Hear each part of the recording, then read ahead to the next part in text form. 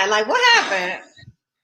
Hey, good evening. Welcome to SISTABIZ. Hey. So it's Wednesday again, and the week went so fast, It right? did. It did. It did. How was your week? So far, so good. Just catching up on some invoices, and I don't know whether to dress warm or dress for the heat. Still trying to figure it out. So Exactly. yeah. It's freezing, and I Mm-hmm. I, I was just walked the dog, and it was very cold out, so Yeah, it's I was cold. shocked. Very windy. Cold. Mm-hmm. Yeah. So other than that, I think there was a lot going on in Baltimore City news. There's a lot of legislation out, a lot of changes. Of Mm-hmm. course, the conviction of Derek Chauvin. It's just been a really hectic 7 days. So much has Mm-hmm. happened. And there's some of the legislation will impact our minority businesses. So I've seen a lot of movement with city council. I've seen some bills coming out. Some of them seem a bit redundant on some rules we already have in place, Mm-hmm. but I have to really take a deep dive into them. So a Okay. lot of interesting things happening. Yeah. So is it like one or two bills or anything specific or? So I've seen 3 or 4 bills, I believe, Mhm. that have come out. I think some from different council members, but I think the city council president has submitted some bills Mhm. regarding procurement and minority participation. There was one that I thought was interesting that I saw just today about local hiring. But I know we already have local hiring legislation in place. So I'll be interested to see if there is a difference in what we already have and versus what he's trying to implement now. Mhm. But nothing that like addresses the compliance issue because I know like several guests that we've had on the show have talked about mostly there being like compliance issues and no accountability with making sure that certain things are being met. Correct. Yeah. So I don't know. I think the software is what is missing, and legislation won't do that. They'll just have to put some software in place so that there can be some compliance. But okay. Um, so I guess we'll move on to our guests now. Okay. Yeah. All right. Unless you have more questions about No, all the no, I'll legislation. try to catch up and read. Yeah.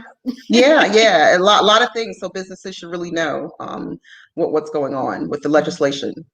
Okay, so we have our guest now. It's Veronica Owens, and she is the CEO of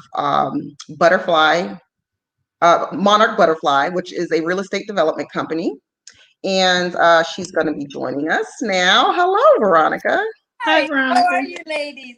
I'm trying Hi. to get it on my laptop. I have it on my phone right now. Sorry about the delay. Oh, No welcome. problem at all. Welcome. We were just talking. We started off talking about some of the changes and new legislation going on. City council's been a little busy, and I'm picking through it, trying to see what's really new, or is it just the same stuff we've seen, just written a little different. So I saw a mix of a little of both. Mm, mm. There's a lot going on. It's a super exciting time in Baltimore, a super exciting time to get into housing and redevelopment and revitalization of our city.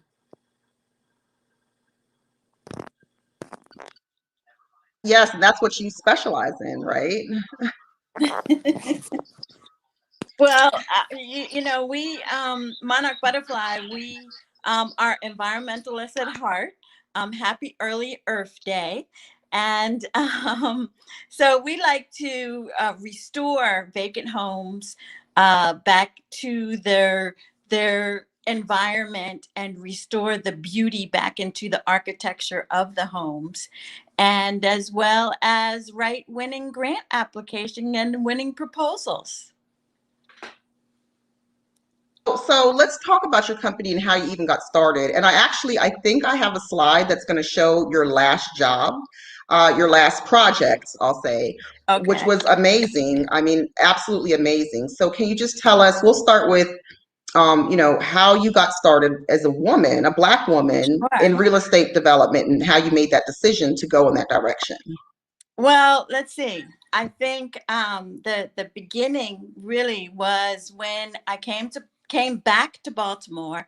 My mom was starting her company, Joy, from Joy Owens Interiors.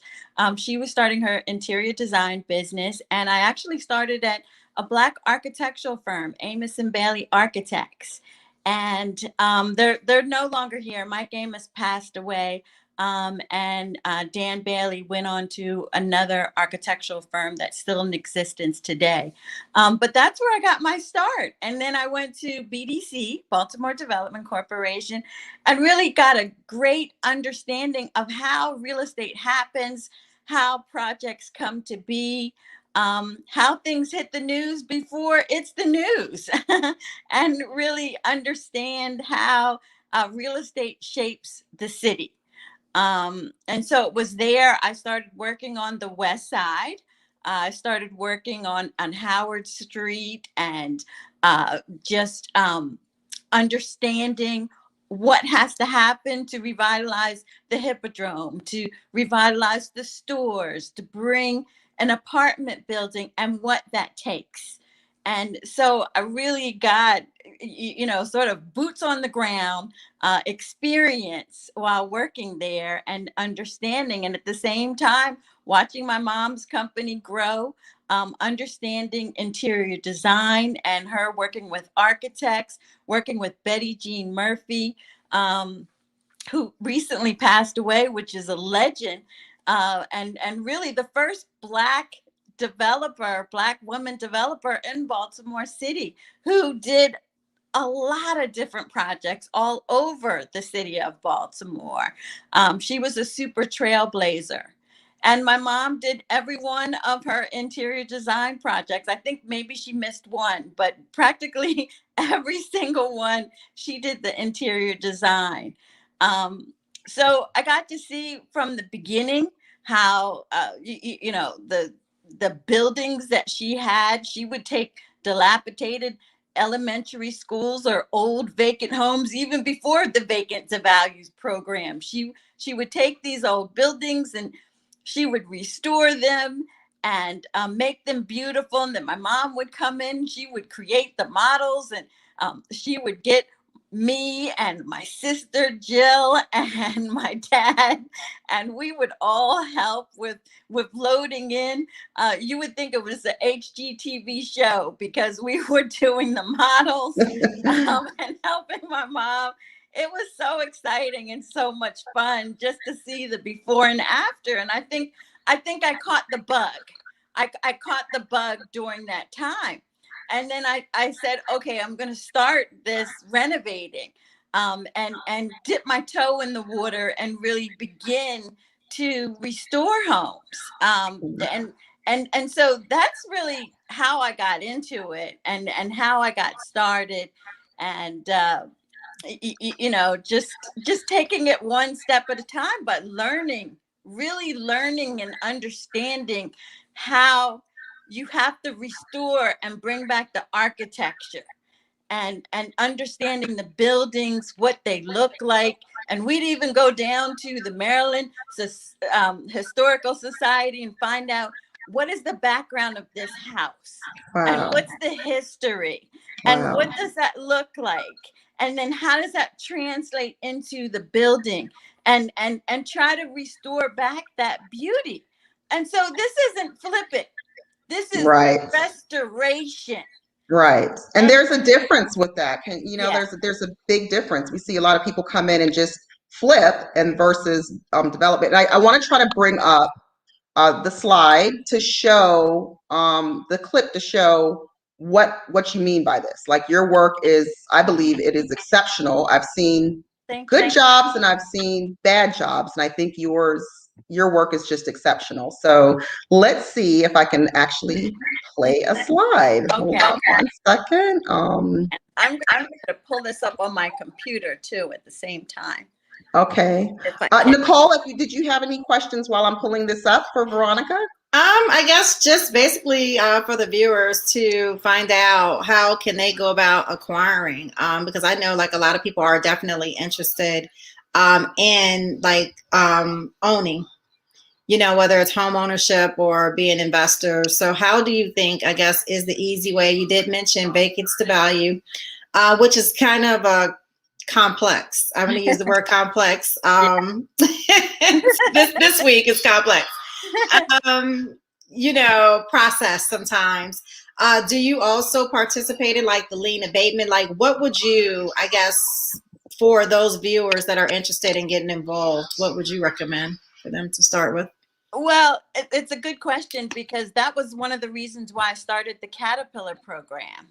I started the Caterpillar program just because of that. So many people were stopping by the last house that I was restoring and wanted to know, well, wait a minute, there's a Black woman over there with a hard hat. Who is she? Is she the owner? Maybe she's just one of the workers. And then they would stop their car, they would pull over, we would start talking. And I said, I have to get back inside. I want to, I'm working with the contractor to find out, their next things, or we're working on a couple of issues. And so it was lunch meetings and dinner meetings. And I just said, I don't have the bandwidth. I'm just a small company. Let me set up a program and guide people through the process to get them started, so that you too can buy a property from the vacants to values. But you have to understand there's soft costs, there's hard costs, and you need architectural drawings before you get started. You can't just, okay, I'm going to buy this building, I'm going to jump into it. You really got to dive into it the right way. And I think, I'm sorry, go ahead. No, go ahead. And I think a lot of times people have to do their homework when it comes to the cost for your architectural drawings, because then comes, of course, your mechanical drawings that have to be a part of that. So some people, when they get hit with those thousands of dollars, they're like, what do they do? But they need to be prepared for those costs because they can, I've seen drawings go up to almost 20,000 plus, depending on what you're doing. So it could be expensive.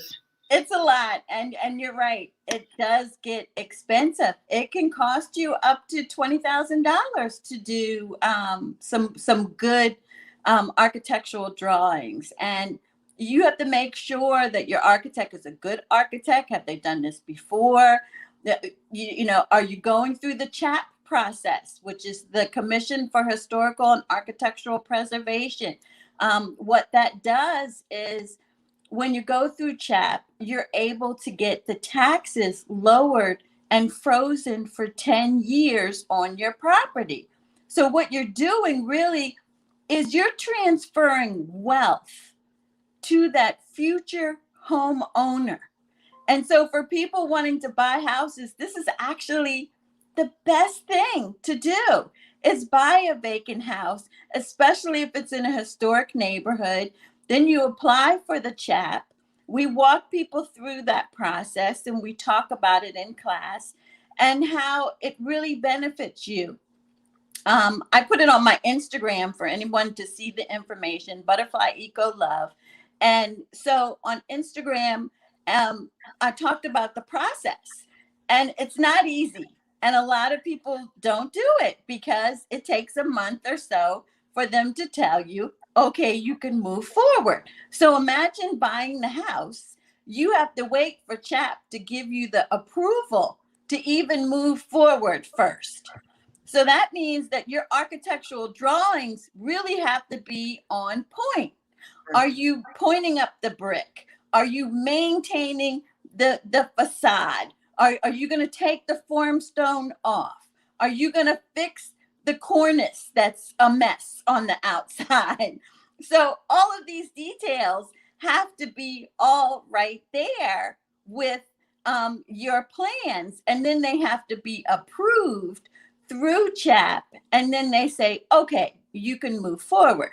So, and then when your project is finished, they're able to say, okay, you're approved. My last house, we were able to get the taxes frozen for, I think it was a little bit less than $150 every year for 10 years. Now imagine, okay, so you get your mortgage, let's just say, is $800 a month. And if it's $800 a month, now your taxes are $150 every year for 10 years. how much are you saving? Wow, that's amazing. Thousands. And so, yeah, and a lot of developers or flippers come in and they don't think about that. They don't look into that. They're just really in and they want to turn a quick profit, and they're not looking for what's best for our neighborhoods, not looking at the architecture, the aesthetics. Right. Sometimes the homes just completely don't fit, even if it's a non-historic neighborhood. But specifically, even we've seen in some historic neighborhoods where flippers have come in and just disregarded all of the rules and just taken away a lot of that good, great architecture. Yeah. And so they take the beauty out, but they forget to put the beauty back in. That's right. Yeah. So you're so meticulous. You are very detail oriented. I think I can play this slide now. Okay. Let me see how this goes, because I think just to see your work, I think they'll see the difference between a flipper and a real estate developer. And that's why we titled this week's interview as, real estate development done right, because we spoke about some issues last week that we'll bring up after I bring up this presentation, and the difference between how you've engaged with your communities that you go into versus how other developers don't. So let's see if I can bring this up. Okay. I think I have it. We're all becoming IT wizards now that we're home, right? Absolutely. We're trying to figure this out, and I'm still trying to get you guys up on my computer, which will make it easier. Okay.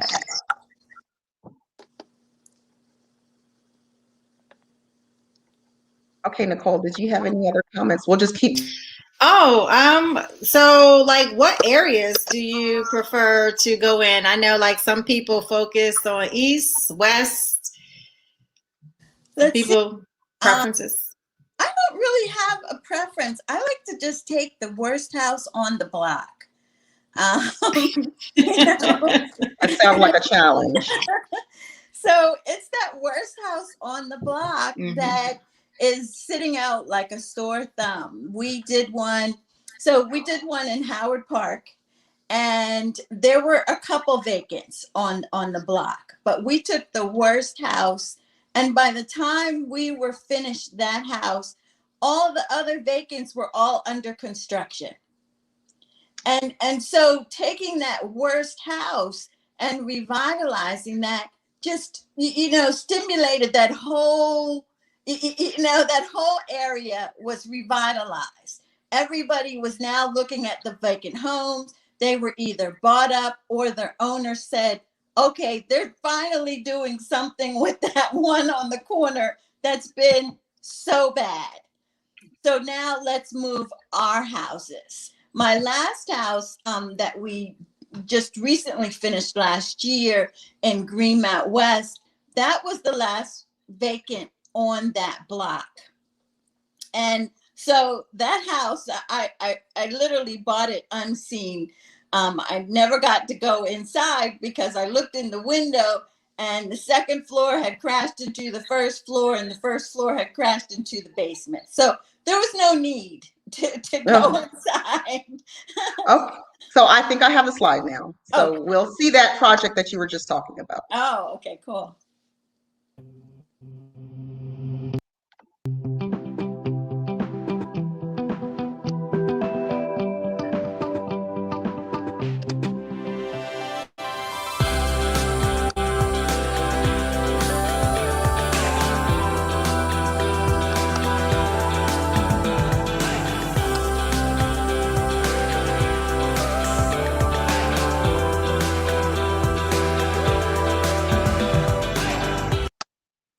So that's amazing. I mean, you really did a great job there. Thank you. Wait a minute. I'm trying to bring it up on here. Okay. I think this one will be better. Okay. I'm going to close this one out and move to my computer.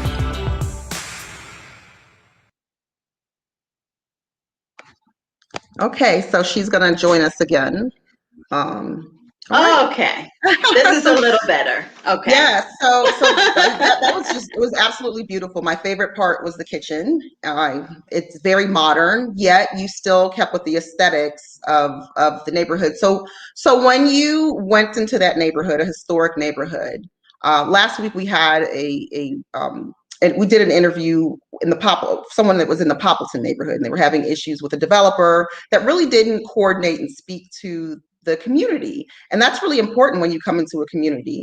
So can you talk to us about the steps? Actually, we do have one question before we go there. Historic, Okay. like what designates a neighborhood as historic? Is it the 1920s, a date, or you just, how do they determine that? Well, if you go into, hold on. Okay. So Baltimore City, I think, has about 50 neighborhoods. And if you go to Baltimore Department, they list all of the historic neighborhoods that are in Baltimore City.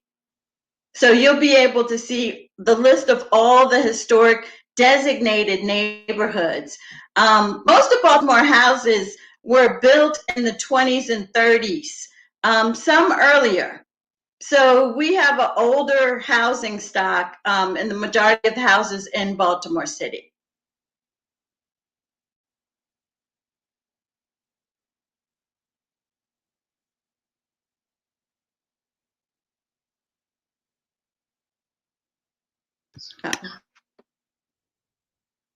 Oh, I'm sorry. CHAP makes that historic neighborhood designation, correct? Yes, CHAP stands for the Commission of Historic and Architectural Preservation. And it's a designation. If you Google it, it'll come up. And the different processes that you have to go through in order to move forward with a property. I will tell you that a lot of the developers aren't using this tool. And this is a really good tool to really instill wealth.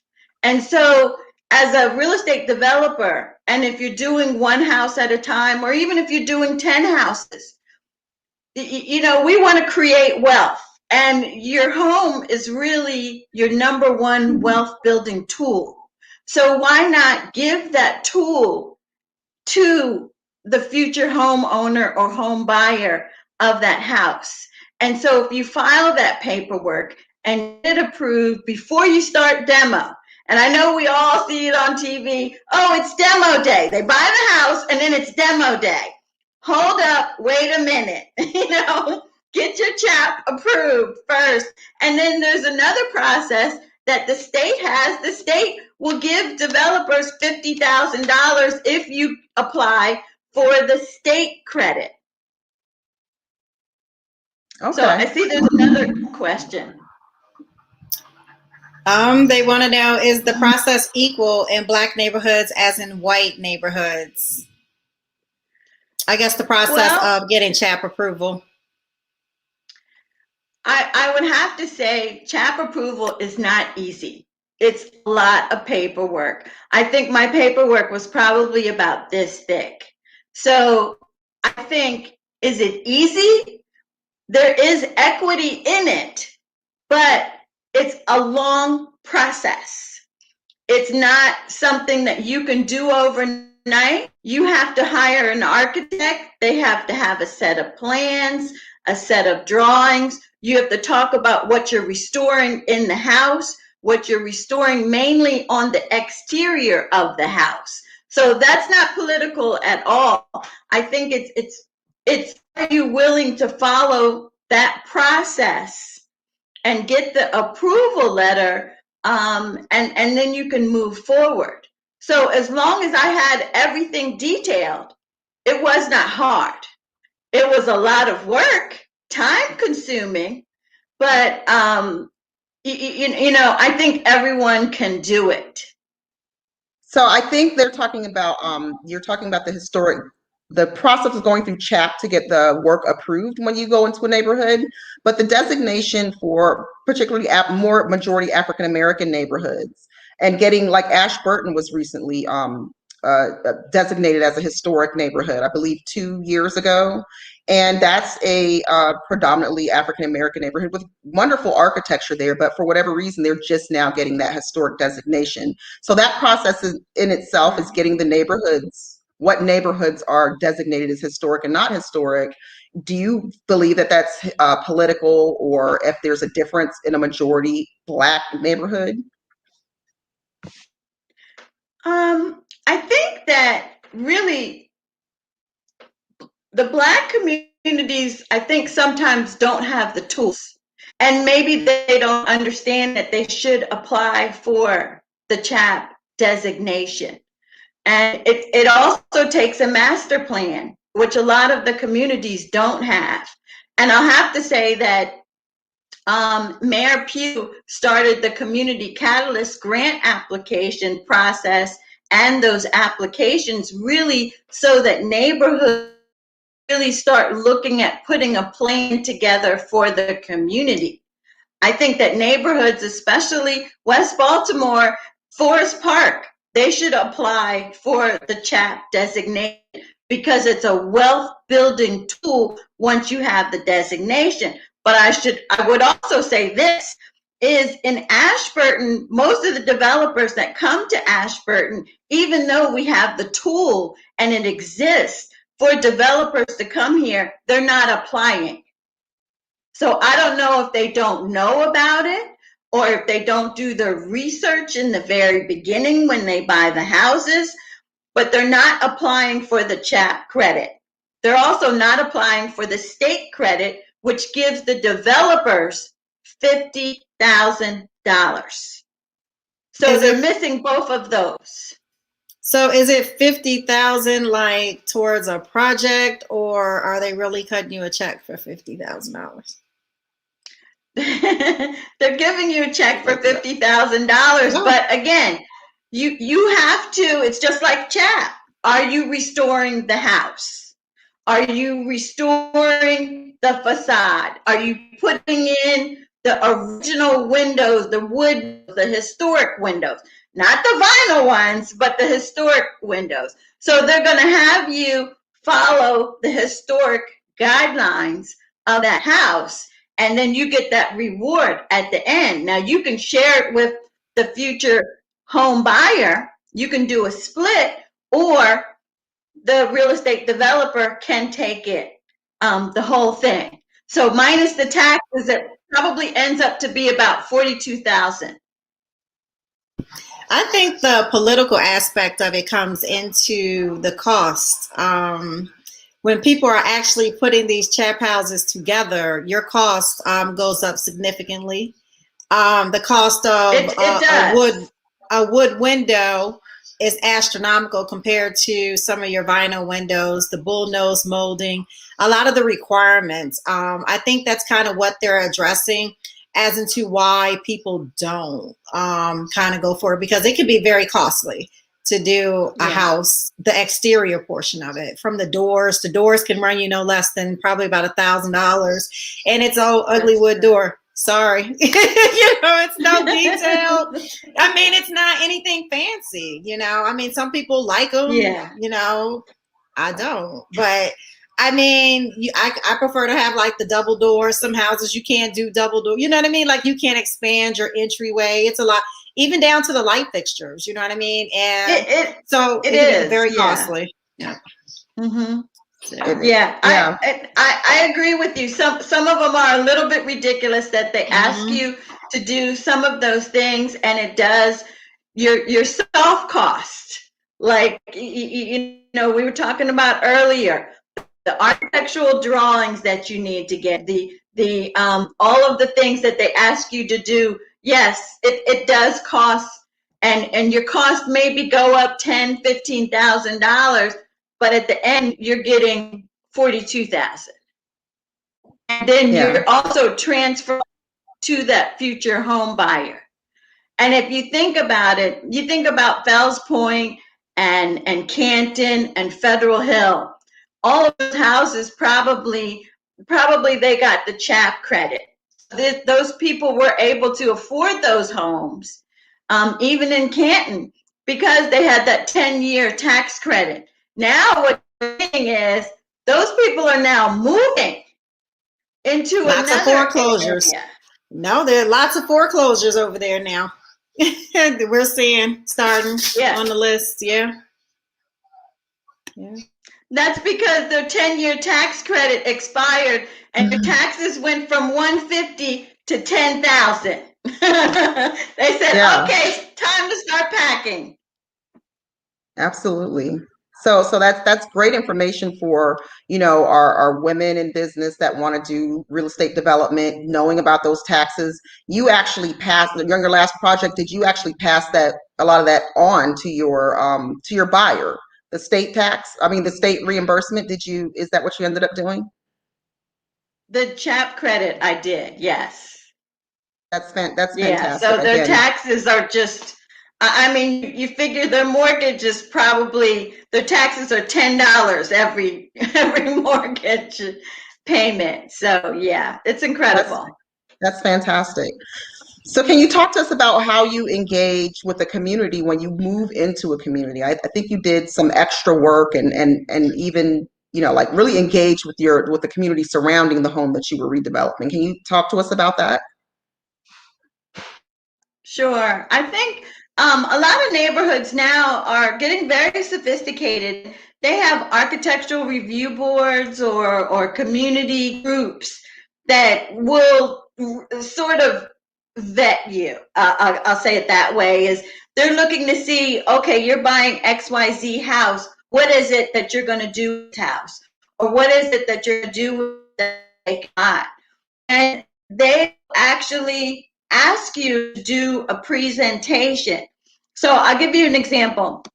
So for the house that I bought from Vacants to Values, the one that you showed the pictures on, there were 12 different bidders that put bids on that one house.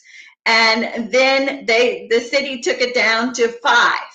And so I was one of 5, and we all had to make presentations to the city, to the community group, which was the Greenmount West community CDC. They have a development committee. So you had to go before the committee, you had to present and say what you were going to do to the house. And if you were filing CHAP or just all the different things that you were going to do to the house. And so what they did is they looked at all the proposals and then recommended one to the city, and then the city made the award that way. So there's a lot of groups that do that, and they want to see what you're doing in their communities. And so for the other groups, they're putting together their community plans. There's plans underway in a couple of communities. I know Forest Park, they're working on their community plan, and a couple other neighborhoods. So I wouldn't be surprised if one of the recommendations in their plan is to create a CHAP district, so that they too can benefit, and the developers who come into those neighborhoods, because they have those big houses over there, can renovate them and have some incentive to be able to redevelop those homes to make them beautiful again, because it just takes a lot of money. The average rehab on, I guess, like say for instance, 800 square feet. I mean, that can run you almost 100,000 plus. No? Well, with the price of the construction cost is so high now. It's really, from week to week, it's just really crazy right now. You're looking at probably, I would say, almost 120, if not 130 square foot, somewhere in that range. Don't quote me on it. From anywhere from 110 to 130. It's up there, and so it makes it really difficult because cost of construction is just it's just unreal right now. It's really costly, really expensive, and it's driving cost for all types of projects that we're doing. But no one has ever, like, I guess I'm just trying to figure out, like, because I was looking at the cost of, like, the 4x4s, right? you know how you just browse at Home Depot, but the cost is so expensive. And it's like, why are we not cutting any trees? Is it because of gas? Like, I know it's not COVID. You know what I mean? Like, it just doesn't really make any sense. Why it's so expensive? I'm like, not really sure. Yeah, I know when COVID first started, we were still in construction and we could not get all of the materials that we had because they were all coming from China. It was ridiculous. Had to look for, redo all of our finishes over. So I see Michael Sight just said it's increased by 20%. And that's so true. Everything has gone up. Just, it's ridiculous. They're so high. You know, I have 2 projects that I haven't started because the construction bids came up so high.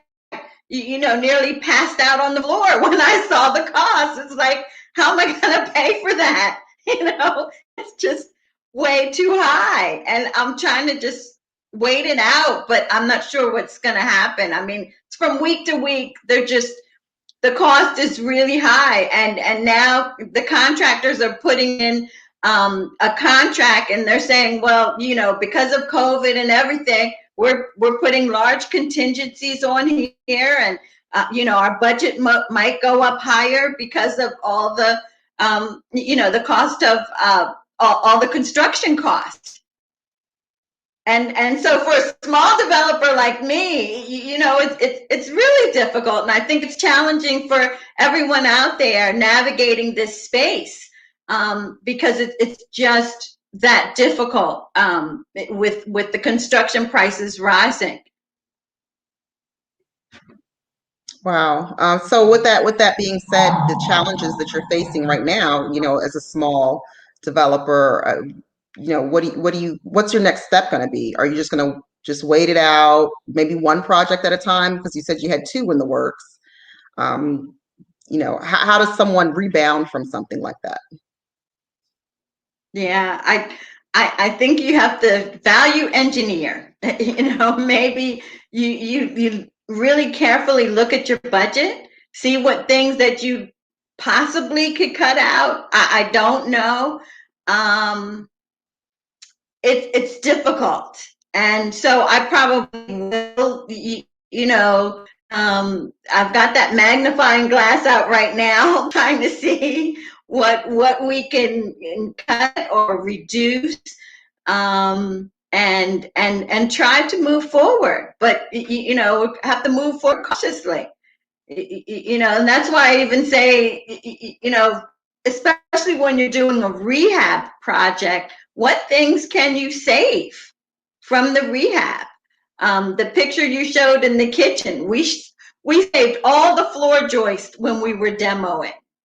And we took the floor joists and we made those floating shelves in the kitchen. So we didn't have to buy any. Then we took the floor joists and we put a couple of them together and we made a counter base for the powder room and then put a vessel sink on top. So we saved some money there. Then upstairs, we made a bar, you know, and then put a wine fridge underneath with, again, the floor joists. So I guess it's reduce, recycle with, with tomorrow being Earth Day. So, you know, what things can you save? You know, what can I buy now? I know I've been buying faucets and all kinds of things and just really saving them.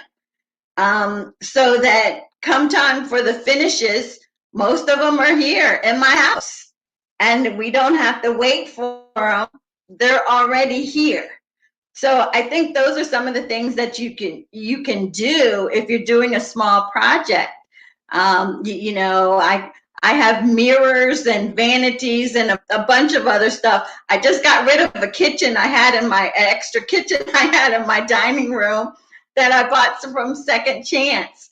And so those are the things that you have to do. You figure out, can you go to Second Chance or the loading dock to get some things, especially if you're doing a restaurant. of a home. Those are some of the things that you could do. When you're doing new construction, it's a little bit harder. Okay. So you were featured in a new book, Black Butterfly. Can you talk to us about that whole concept? Yeah, I have it right here. Yeah. Yeah, this book was really incredible, and I feel so honored and privileged to be named as one of the developers doing things in the Black Butterfly. I think for people that are starting out, who are looking to restore homes, that this book is a very good guide to get you started. And some people might say, some of the people on the call might say, well, what is the Black Butterfly?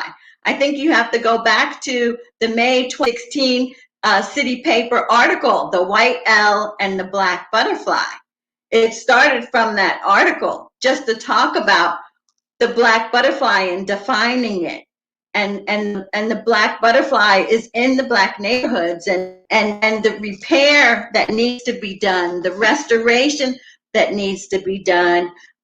We haven't really begun to restore those homes, and revitalization hasn't occurred up until now. We're starting to see now in Harlem Park. It's pretty exciting. You go over there and a whole block is under construction. And they're restoring a whole block in Harlem Park. There's some things happening in Upton. There's some things happening on Druid Hill Avenue. There's some homes that just sold for $290, $300 and over on Druid Hill Avenue. So it's moving. I think a lot of things are happening where you're going to see development happening in that neighborhood. And Dr. Brown said it in the book, you know, if Black lives matter, then Black neighborhoods matter. So we've got to get to the Black neighborhoods and restore them. Absolutely. And then when you see that, then you start seeing that gentrification occurring. And so we see that Drew Hill Park is getting they're redoing the park, and they're putting the boats back, I guess, and working on the lake. And then what's the other park across the street from Ashburton? Hanlon Park. They're doing some work there. The Hanlon reservoir. Park. Yeah. So we want to, you know, emphasize that the Black neighborhoods, there's some change going on, and hold on to your homes and work on your homes, and don't let the gentrification happen. There's a lot you can do to your home, and get those credits if you are gonna you know, revitalize your home or sell it. Just make sure you do it the right way. And that creates you know, generational wealth in our communities, which we're definitely missing out on. So yeah. And so we were talking to a guest last week, and how the city takes a lot of properties in some of the communities. Particularly, we were talking about Poppleton at the time, and you did work for BDC. Can you tell us you know, any strategies or anything, like any back dealings that the city tends to do in neighborhoods like that you're aware of? Well, I can't speak specifically to anything that you're mentioning, but I will say this for neighborhoods, is that neighborhoods should take a look at creating a master plan first. That is the first thing a neighborhood should do. And then within that master plan, they really should say, okay, we're going to help our seniors by creating a facade program. And that facade program might be, we're going to go after grant dollars to help our seniors who have been here for years and years, so that they can have this pot of money that fixes maybe their windows and their doors, or making their homes ADA or handicap accessible. So that would be a recommendation in the plan, along with a couple others. And so once you have all of that together, then you have a strategy and you have a blueprint, and then you're going to work that plan. And what I mean by that is, then you can go after grant dollars. You can ask your senator. You can go after a bond bill. You can do things to help revitalize your whole entire neighborhood. Maybe you have that elementary school that's been vacant for 10 years. Well, what could be done with that? What would that look like? Is that an artist studio, or can we create something here? All of those things are wrapped into that master plan. And once that master plan is created, then you can move forward and then go after the dollars that you need to restore your neighborhood properly. And people look at that, especially when I was at the state and I was reviewing grant applications for the state. We want to know, where did that just come from? Did you vet the community? Did the community weigh in to see what they wanted to see happen to that elementary school? And then you can point right back to it. Oh, here, 3 years ago, we did a master plan and we said we wanted to see this and this and this and this. And so, that would be my recommendation for some of the communities out here looking to go after grant funds or bond bills, is to start with the plan, start with the strategy first. And then what are those goals? What are those primary goals for the community? Is it just to revitalize each of your homes, or take the vacant properties, take the historic properties and restore them? Okay, so have you ever received a bond before from the city or the state? Well, I'm a for-profit, so they go to nonprofits. I've written the bond bill applications before for nonprofits, and managed that process for a couple of nonprofits. So I've been on that end of it. But didn't she say last week that the developer got a TIF bond? He's not a nonprofit. I'm got a TIF, yeah. Okay, so that's a little different. Yeah. Okay. Yeah. Go ahead, Tamara. So I was going to ask what the difference was. So. Okay, so a bond bill is something that you receive.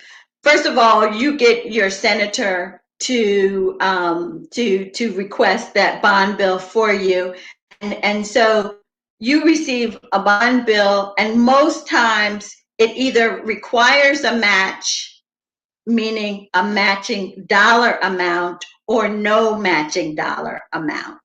And it's usually a grant that you don't have to pay back. So, and TIF funds are used for developers, which stands for tax increment financing. And it gets real detailed. And there's also pilots, which is payment in lieu of taxes. And I want to say, refer to the book, so maybe you can understand it, because I don't want to get too technical, but it helps offset the cost for a for-profit developer. So I say it that way. It's probably easiest. Okay, so without getting too technical. Butterfly. And who's the author of the book? This is Lawrence Brown. Dr. Lawrence Brown. And that book really goes into detail about a lot of different things. And you can get an understanding of how housing in Baltimore, especially in the Black Butterfly, why it got to be an area with so many vacant houses. You can get a better understanding and the history of Baltimore City, really, from the book. It's really a good read and a very deep read. And he also breaks down the acronyms that especially if you're just entering being a real estate developer, you'll get a better understanding of Baltimore City and understanding Baltimore from that book. Okay, so can you talk to us, when is your next Caterpillar program, and how long is their program? We've condensed it down. It's 2 days, and the next one is May 16th and May 23rd. I'll put the information on my IG tomorrow. So you can go to Instagram and I'll have that information on tomorrow. And it's 2 Sundays and it's 2 hours each session. And we really walk through people just getting started, what you need to buy a vacant to value house, it's going to take, why you should hire an architect, start with the plan. I bring my mom on to talk about interior design. We bring Jasmine on. She talks about real estate law. We talk about the whole thing. And through the process, we talk about a lot of neighborhoods. And then the second day, we go into financing. We actually put a whole pro forma of a row house on, and I ask people to actually say where your project is. And they give us the address. We plug it in for each person, the number, so that they can see what it's going to cost. I mean, to restore some of these vacant homes, it's not $100,000. You're talking $250,000 to restore a 3-story vacant home, 250 or more. And so it can be very costly. And especially the pictures that we showed, that Tamara showed, it was over 250. You know, and you had no floor, you had no roof, there was no back wall to the second story, you know. And so you're talking, you're really building a new house from inside out when you're doing a gut rehab. And I think a lot of these homes, they really need a full gut. If you think about insulation, if the home is 100 years, trust me, there's no insulation behind those walls. Absolutely none. And I was reading something today, just, you know, comparing the pink insulation, which they call the bat installation, versus the blown in insulation. The blown in insulation, if you put that in, that's going to last you really the lifetime of your home.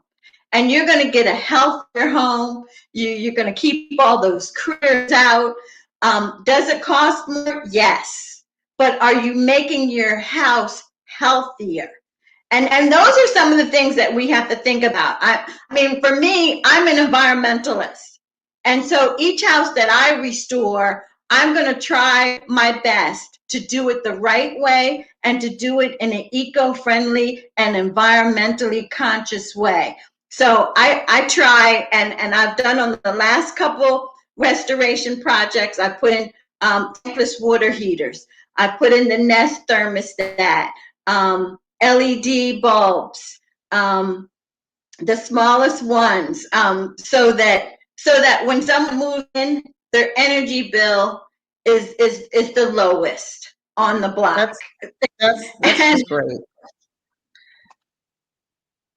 Yeah, I mean, because energy bills are going up, water bills are going up, and so we need to just figure out what we can do to help homeowners and home buyers. That's really great. You are a direct contribution to the city getting healthier. You really take the time and energy. This isn't just a mechanism of making money for you. You're actually improving the city. You're taking the worst home on the block and you're fixing it. And you're not just throwing, you know, the cheapest products you can get on it. You're going to make sure that home stays standing and looking great for years to come. And I do commend you for that. And we do appreciate you for that. We complain about a lot of the vacant homes, but then we get the shoddy developers that just go in and throw the cheapest materials in. And then, yeah, the electricity and the cost goes up for that new homeowner, and they vacate the home. And now you have a home with you know, that's still vacant. And so I really, really, really appreciate the work that you're doing for the city. You're really making a positive impact. So thank you so much for your time and the work that you do.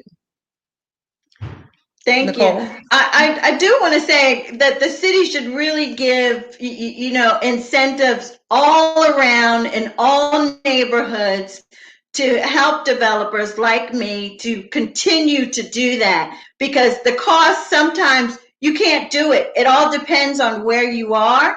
And those extra things, that tankless water heater is double the amount of regular water heater. So it would be great if the city could kick in and give those incentives to developers to help them to really, if we're going to lower our carbon footprint, okay, then we need the extra dollars. And tell them to stop. Look what they did to the permits, though. If you have to, I guess, extend your permits, now it's what, every 30 days, and look how much you're paying. I mean, no, the city, I don't see it happening anytime soon, that they're going to be willing to work with anyone, because it's all about finance at the end of the day. Look at the cost, what it costs to, if you have to extend a permit, look how they're charging you. It's terrible. I think they're making it a little difficult for some of the smaller guys, and so that's definitely a problem. Make it easier for people to come in, the larger people, and get those. So it could be intentional. Well, we've got a lot of vacant homes. It would be great if the city could really incentivize, because this would move a lot of vacant homes off of the rolls of the city, and so that the city could then look at it as, this is a way to move vacant homes. Okay, given extra incentive for the tankless water heater, for the blown-in insulation, for this, for that, for the Nest thermostat, all of those extra bells and whistles, the small developers like me, we need that on the front end. So, okay, give us X dollars, and you know, the land trust has the money. Why don't they take some money out of the land trust and give it to small developers and say, okay, we're going to give you these pots, and if you follow these rules and do energy efficiency, I think you would see across the board a lot of people renovating and restoring homes. That would leave less property and homes for big developers to come in and knock them down from out of state and to disrupt the city and make money and then leave. So, I mean, we really have to think about that again. We talk about this all the time: political will, political will, political will. And if they want our small local developers like Veronica to succeed, then the city definitely, we need to push the city to do more and to assist developers like you, and not all the out-of-state developers. They seem to come in really quickly and get a lot of benefits. And one more thing, I noticed that there's a big difference between doing properties in Baltimore City and Baltimore County. Baltimore County doesn't assess half of the permit costs that they assess in Baltimore City. It's ridiculous. It's like you need a permit to breathe in Baltimore City. Well, like, I've never done anything in the county, so I don't know. It's completely different. As a contractor, as someone that has done a house in the county, and I'm telling you, it is like a 360-degree turn. It's almost shameful in what you spend. Again, we keep complaining. Politicians kind of go on. They come to us and say, oh, the vacant houses, vacant houses, vacant houses, and nothing happens. So we need to hold everyone accountable to that. We have to do something with the vacant houses. It shouldn't be this way. Let's stand outside their houses. I think it's a double-edged. Tamara, to your point, I think it's a double-edged sword. They need to give the resources. They need to really assist with that chat process. I think, help people and get them through that chat process, make that a little bit easier, the state process a little bit easier. And I think, incentivize the small developer. I think doing those things would actually move a lot of the vacant houses. I mean, if we have 15,000 vacant homes, and they put those incentives on the table for small developers, I think they would have a lot of people putting their applications in and even first-time home buyers, because I still think all day long, this is a great way for a first-time home buyer to get their dream home. I mean, it may look crazy when you buy it, and you saw from the pictures how crazy it can be. But I tell you one thing, it can be beautiful when it's finished. And just think about you know, if you do go after that CHAP credit, then your taxes are low, and then you have a beautiful house at the end of the day. That's right. That's right. So Veronica, yeah, and then at the end of the day, small developers, local developers like you, they hire local and Black-owned businesses to assist, and so that's again a win-win situation for the city.